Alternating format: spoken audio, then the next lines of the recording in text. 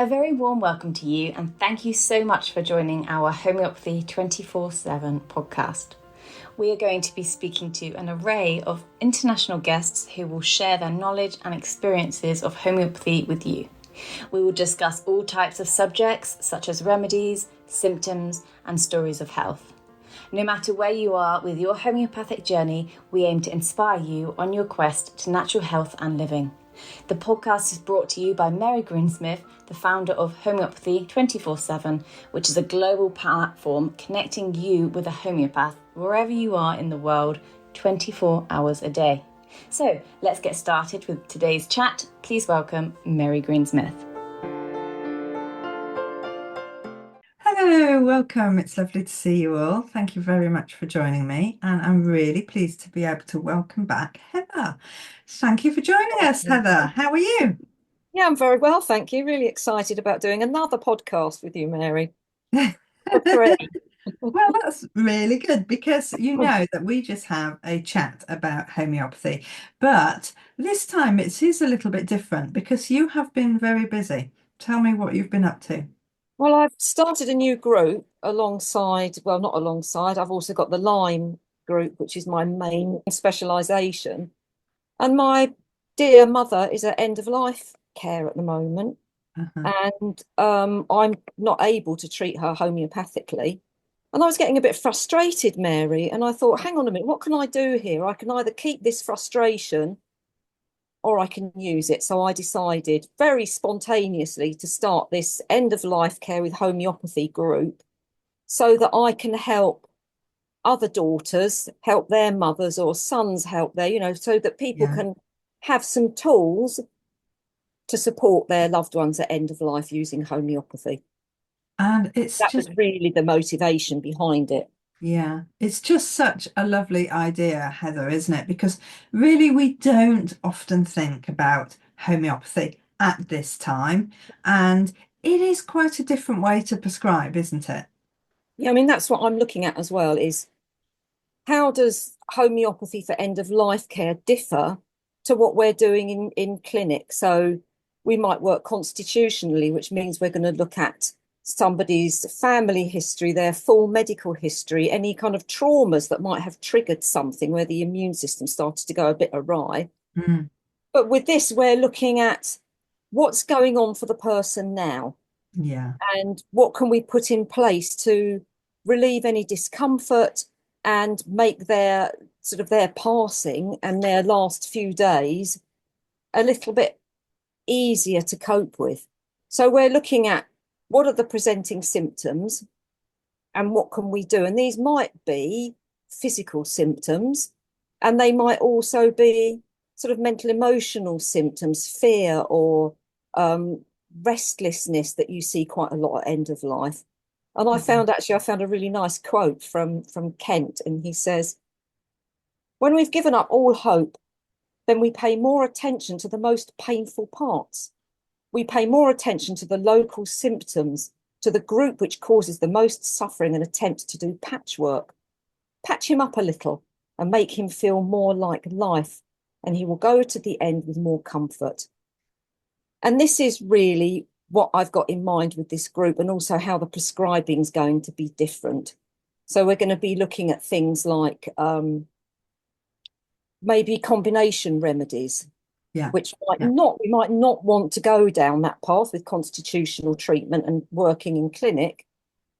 But if we've got the person in front of us who we want to make them as comfortable as possible, then we're going to be considering things like the Narayani remedies, maybe. And I've also been looking at the meditative provings. There are some really lovely remedies in there as well for end of life. And it's going to be mainly sort of therapeutic prescribing. So we're looking at a specific complaint. What are the main indicated remedies for that specific complaint? And which of those main remedies matches this person in front of me the best? And then also we can use homeopathy as well to mitigate the side effects of any medications. Like, for instance, it's quite sort of well known that with morphine, there often goes alongside that quite bad constipation. So we can look at Nux vomica as a really good remedy for that, and opium. So it really is and also it goes hand in hand a bit with how I might prescribe for somebody with Lyme as well, where I'm looking at peeling off the top layer. Yes. Yeah. Yes. Treating what's most apparent just now and just helping you just be more comfortable in the moment. Yeah. And it's always going to be the best possible thing if we can find the simillimum. Yes. But here we're looking at what is the person suffering from immediately now today. And I can imagine that you're going to be talking quite a lot with the carers, perhaps, and their observations, probably more so than the patient themselves. So it's also about coaching, isn't it? And making sure that the carers have got remedies in that they're most likely to be needing. As you said, if you know that they're on opium, we're going to need something to help ease that constipation. And if we find that there's a need for it further down the line, we can even put a specialist kit together.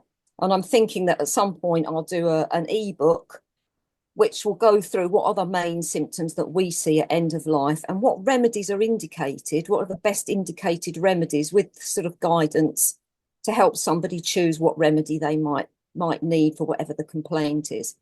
Yeah, that sounds like a really good idea, because if we start to just think about some of those main symptoms that we do see quite often, then there are remedies that we're definitely going to be pointing towards straight away, aren't we? And it's certainly going to be, for me, it's much more about educating and helping the person at the bedside. Yes. Think, mum's got this. What remedy can I use? Yes. So that, and then for them to know as well that if they come unstuck or they're feeling quite traumatized as well, that there's somebody in the background to help and give them a bit of extra guidance. But predominantly it's about education and support through this, difficult time for the carers as much as the person at end of life is going to need support as well. Absolutely, absolutely. And of course, with homeopathy, we listen and we observe in a slightly different way, don't we? Yeah. And this is another thing that I was thinking about as well, Mary, was that end of life prescribing in many ways is similar to prescribing for a baby. Yes. Because a baby can't say, I've got this awful burning pain in my shoulder, or, whatever it might be. And the sort of the finer points that help us look for a remedy, we can't get those necessarily from the baby, but also when someone's at end of life. Yes. They might not be able to tell us exactly what's going on. So again, it's going back to helping the carer see what to look for. And Okay, let's have a look at some of those symptoms that we're likely to see, and see if we can think of any remedies that we might be thinking about. Right, okay, so I made a few notes here. Okay. That would be useful. So, of course, the first remedy that I came up with, which, no podcast about end of life would be complete without talking about Arsenicum. So, according to what I've read, and I quite well believe this, it's the most frequently prescribed remedy for end of life. Yeah. And it helps with when somebody's just at that doorway and they've got 1 foot here and 1 foot there, and they just can't make that final transition. And that's a really useful remedy for that exact helping with the transition. And there might be restlessness, lots of tossing and turning, and they might even sort of try and get out of bed or want to walk around. Yes. And there can also be a fear of death. And this is the burning pains as well. Burning pains, which curiously are better for heat, and sometimes they can be worse at 4 a.m. And something that I picked up on, which I found in Dr. Murphy's Materia Medica, was if Arsenicum fails, then Tarantula, especially if they're experienced terrible pains with death and the symptoms come on violently. So I might not necessarily have associated those two remedies to look at that if I've given Arsenicum and that hasn't quite nipped it in the bud to go to Tarantula then. Yeah, and of course, Tarantula has got this throwing about of the limbs, which we might well see, which might be a picture that presents. So yes, I can see that. I can see the differences, whereas the Arsenicum might be more twitching and just moving, and the nerve moving, whereas as the other remedy will be real violent flailing. Yeah. And then the next remedy I wanted to look at was Arnica. Okay. I'm absolutely fine. Yeah. That's the main cut, the takeaway for Arnica. Really good post surgery. So if they've had surgery, then that's really useful, and they might feel that they're fine to the degree that they'll actually say to the nurse or the doctor, who everyone's looking after them, "I'll just go away. I'm absolutely fine." Yes. And there's the trauma of grief as well that we see with Arnica, not only for the person at end of life who might be feeling quite traumatized about passing on, but also for the person who's in the position of being the carer or the loved ones as well. Yeah. And absolutely. And there's great prostration and tiredness. Oh, and another really good key as well for Arnica is the bed feels too hard. The bed feels too hard and it feels lumpy. And there's this feeling bruised. They might feel bruised and sore. So those are really good indications for Arnica. And of course, with that, we might be getting more irritability. And little things are really upsetting. Yeah. And then also the pain as well, because the body everything becomes hypersensitive. Yes. So the pain feels quite big. Okay. And strokes as well. It's a brilliant stroke remedy. Okay. Yes. Yes, of course. Yeah. And then Carbo Veg was another one that I wanted to just mention. Complete collapse. And it's called the corpse reviver, isn't it? And I've sort of, in the reading that I've been doing, I've read a few cases where somebody who's been completely comatose and the carers think, right, this is it, they're going now. And they give a Carbo Veg and they revive sufficiently to just, have those last end of life conversations that they might want to have, and then to pass gently and quietly. In peace. Yeah. It's such a lovely remedy, isn't it? Just for easing that energy, getting that final energy. Yeah. And then Aconite, who will often predict their time of death. Yes, I'm going to die today, I'm going to die tomorrow. And coupled with that, there might be fear and panic. And you can, the fear and the panic is so evident that you can actually see the fear and panic on their face and in their eyes. Yeah. So moving on to specific symptoms that we often see. So nausea and vomiting we quite often see at end of life. And one of the main remedies that came up there was China, particularly if there's been a loss of fluids, if there's hemorrhaging, and dehydration as well, which can lead to delirium. We might think of China. And Ipecac. Ipecac and Nux vomica differentiation. So Ipecac tends to have a clear tongue, and if there is any coating, it's down the middle of the tongue, whereas Nux vomica, the tongue would be more coated. Okay. And Nux vomica, again, is great to use alongside morphine for the constipation, and also it's a really good remedy, as we know, for using alongside medication, prescribed medication from the doctor, to help the liver sort of carry on clearing things through. Yes. So it's a good remedy for that. And then the other one that I wanted to look at was Ipecac.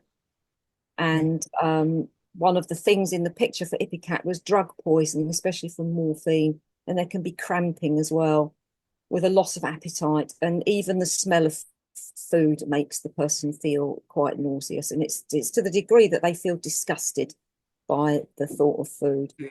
And of course, as it's important to appreciate as well that the loss of appetite at the end of life is quite normal. Yes. So is that necessarily something that we need to prescribe upon?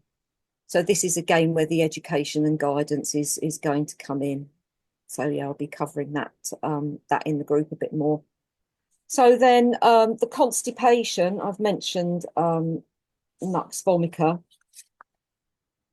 And the other one that I wanted to talk about was opium, which is another one we can use alongside taking morphine. And they'll be quite prostrated. So they'll be quite sort of comatose. They might Yeah. be deeply asleep most of the time, and they might not really be able to comprehend how ill they are. And they might have no concept of the pain that they're in. So they might have quite bad wounds or have had surgery, but they'll be in that opium state where they're quite sort of numbed down to everything. Yes. And Yeah. the constipation here is constipation without any desire to have to make a stool. And with nux vomica, there'll be urging, but the urging doesn't really produce anything. And it's called a shy stool, where it sort of protrudes slightly and then it goes back in again. Yes. Because there's no, you can't actually get the stool to pass. So it's incomplete bowel movements. And then when they are able to have a stool, it's small amounts. Yes. Rather than having a normal poo. A normal stool. Yes. Yes. Yeah. We talk about poos a lot in homeopathy. We do. We have to talk about everything, don't we? But interestingly about opium as well, because we have got that able to talk without the expression of emotion. And that, they might be talking about previous traumas and things in their life and just going through memories and things as if, as with no emotion, as with very flat. Yeah. And so we can imagine that we can see that a little bit in some people. And that's that feeling of numbness, isn't it, that goes with the kind of the opium. Yes. Yeah. And then, of course, nux vomica, to contrast, might be really irritable and yes, very sensitive, hypersensitive to light, to noise, to touch, to music, to people around them. Yes. Yeah. So I think it's different degrees then, isn't it? Because going on one from nux vomica would of course be nitric acid, where they get quite nasty about their irritabilities and people, guilt and blame and yeah, just and it's just such an amazing remedy when you actually see that, it's just something that they're going through at that moment, at that time. It's not anything that, has changed necessarily. It's just something to go through, and the remedies can just clear and help ease that tension. Yeah. So the next thing that I wanted to look at quickly was this. It's called Cheney-Stokes breathing. Oh, So okay. when we get right to the end, we don't have really any energy to do anything, and we're just lying. And so therefore we get an accumulation of mucus in the throat. And we're too weak to clear the mucus, too weak to cough. So there are a few remedies, and antimonium tartricum is the main remedy for this. Is this death rattle, it's called, and that's the sort of the main presenting symptom is this rattling, and pneumonia with rattling in the chest, and then bryonia would be if they're much worse for moving around. They want to keep completely still, and don't want anybody to come near them or make them move, or that's another very sort of irritable remedy, isn't it? And it's almost scared of moving, isn't it? Yeah.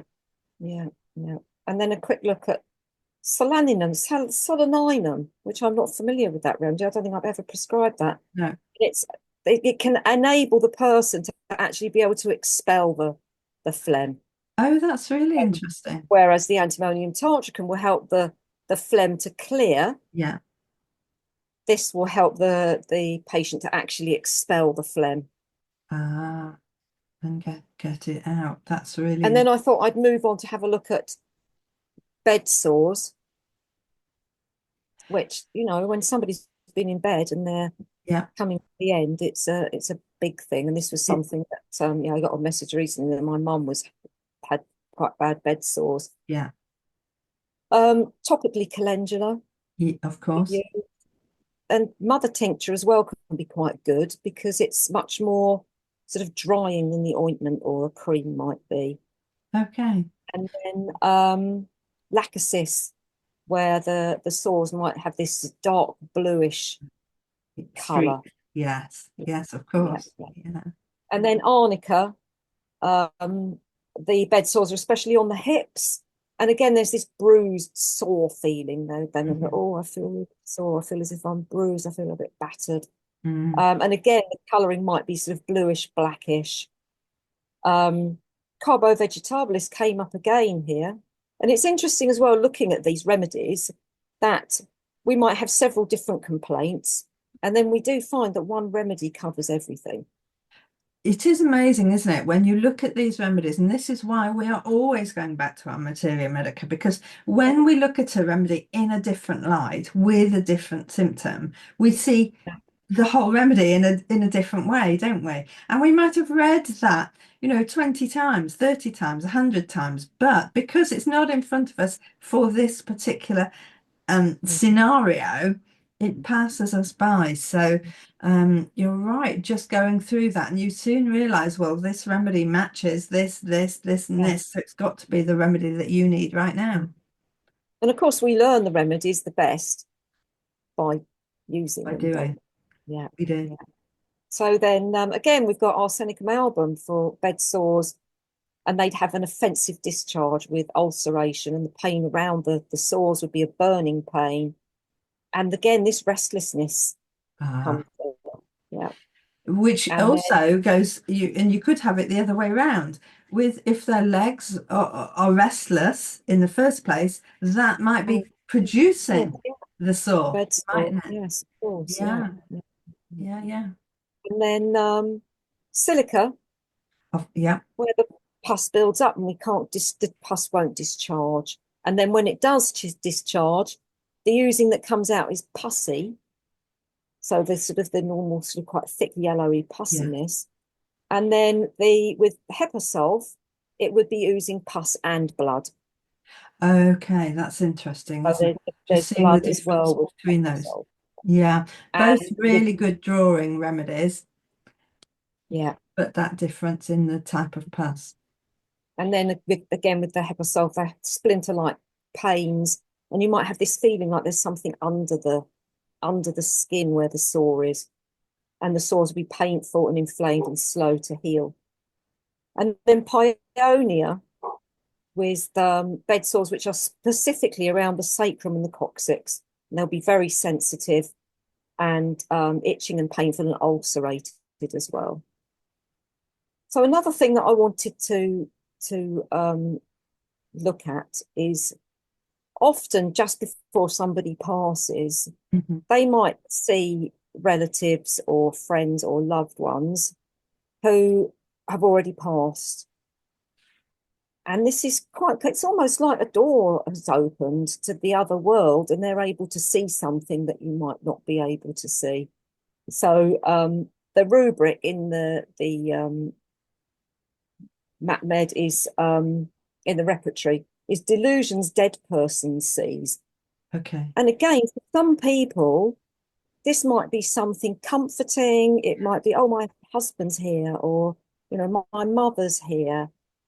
But for some people, it might not be such a comfort. So it would be when it's not such a comfort that we might think about prescribing. Yes. So we prescribe on things for people if they're making them uncomfortable. So things that normally happen at the end of life might be okay for one, but not okay for somebody else. So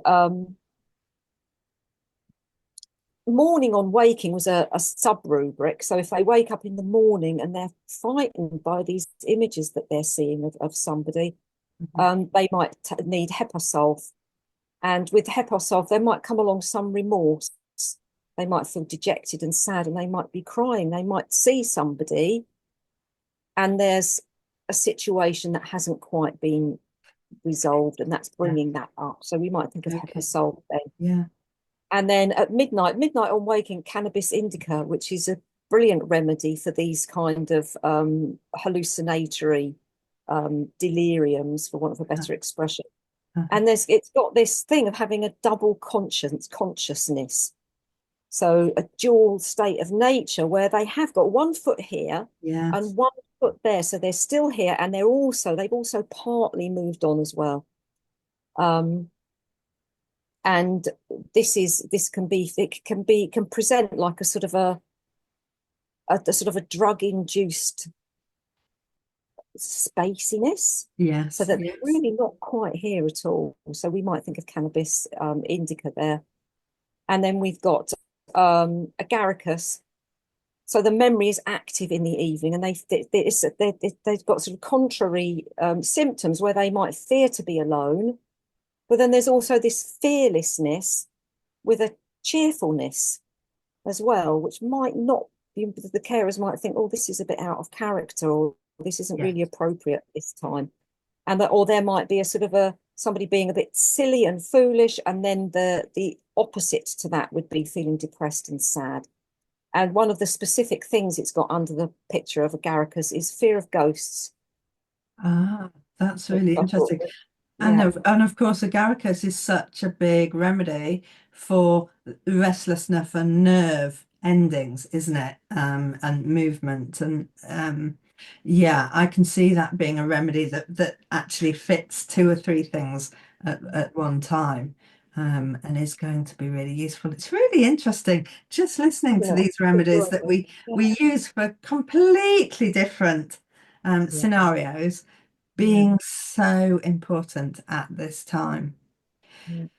And then, of course, we perhaps need to think about remedy for the carer sometimes. I've written a few remedies down for Have the you? carer. I had actually started with that because I think if the carers are not being supported, much more difficult to be a carer. Yes. You know, if you're not, I mean, you're not going to be okay. And often sort of it's like an inner strength takes you over. Yes. And then it might not be until after the funeral, when all the details are finalised, that then finally you're not okay. But yes, let's have a look at some remedies for carers with things that might commonly come up. So lack of sleep, cough, can't sleep due to spiralling thoughts going around in their heads, and arsenicum, can't sleep due to worry and fear. And of course, Ignatia, definitely a big one for this time. Acute states of grief, not only after the person's passed, but also before as well, with this impending idea of what's going to be happen. Yes. And the interesting thing that I found about using Ignatia in practice is that it doesn't stress the grief, but it allows us to cope and allows the grief to come out gently, and it also avoids any sort of prolonged states of grief, but it helps us to process it. And then there can be this sort of seesaw of emotions that we quite often go through when somebody's dying, from inconsolable grief and then seesawing into despair and sometimes rage as well, and hysteria as well. Hysterical with grief and despair, I've written. But then also silent grief as well, where we're not quite able to get that grief out. And there might be a lump in the throat, which often happens when there's sort of quite a lot of suppressed grief that isn't coming out. So Ignatia would be the one to think of then. And then Fossack. Okay. Which grief with loss of energy and debility. So the person's going to be feeling completely exhausted and very wiped out. And Fossack might just give them that boost to help them carry on with what they need to do. And then Cocculus, which is sort of ailments from night watching. And I always think maybe we take that a little bit too specifically. And night watching means actually watching over somebody day and night for a long period of time. It's a brilliant, absolutely brilliant remedy for that. So yes, we're not looking for a cure in these situations. We're looking to make the passing as gentle as possible, and also to support the carers and loved ones around the person at end of life as well, as gentle as possible. And of course, that's not so different when you think about it, I suppose, in that homeopathy brings us enough energy for our bodies to settle and rebalance, don't they? So effectively, that's what we're asking for from the remedies. But it's such a lovely thing that we're able to do here, isn't it? And also we find as well with end of life that because the vital force is so low by now, we might need to repeat remedies more often than you would normally do. So it's a bit like when we do an acute prescription. Yes. Where we're saying, right, okay, take this remedy every 10 minutes. We might need do that. And we also might need sort of higher potencies as well, in order to just give that the vital force, that extra bit of a hand. Yeah. Yes. I totally agree. This is going to have to be in a little booklet or something, isn't it? That people can, because we're talking about, something that we know really well, using remedies in a slightly different way. But we're looking at a depth that we don't usually go to.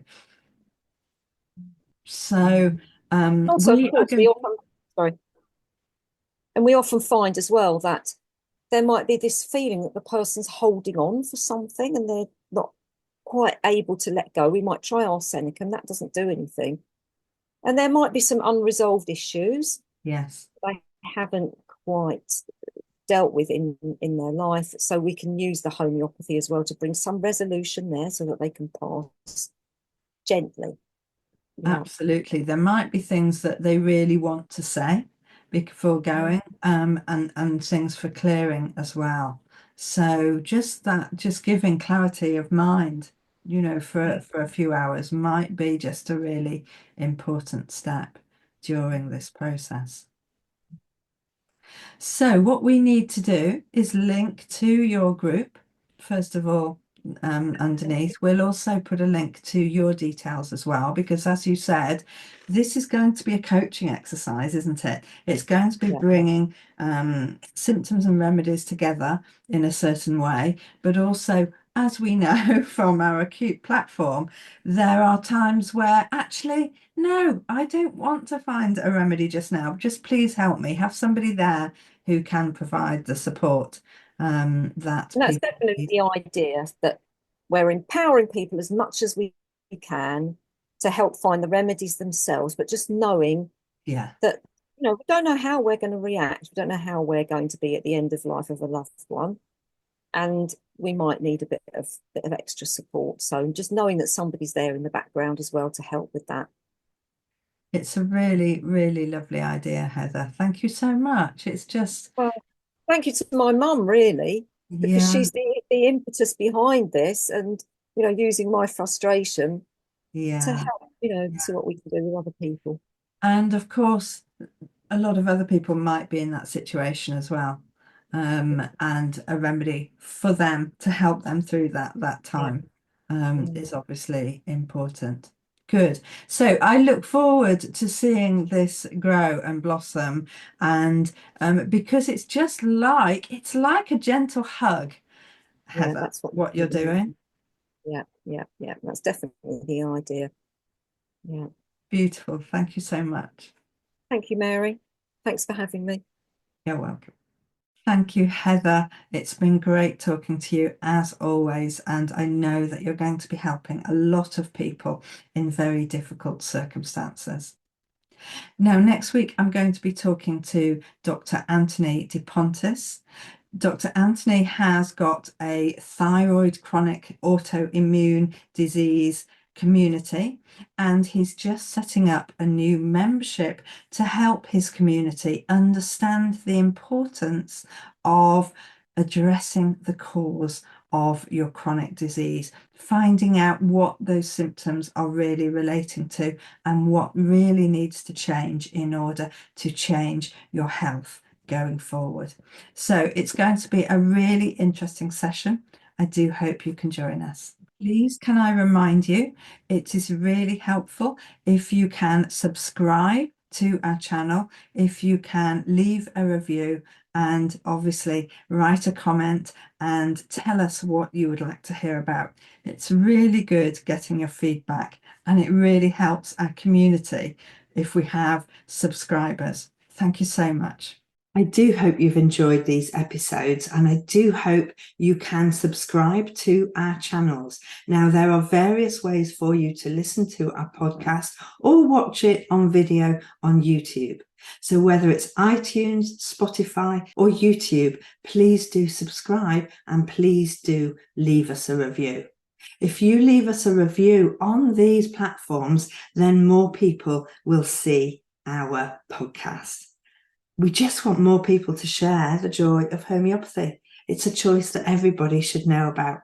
please do everything you can to help us help more people.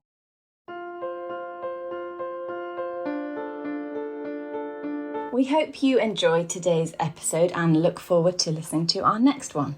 Please don't forget to follow our podcast on your chosen channel, and please do leave us a review so we can continue to share homeopathy with as many people as possible. If you do have any questions, please do reach out to us on any of our social platforms mentioned in the show notes. We at Homeopathy 24/7 hope to empower you on your natural health journey.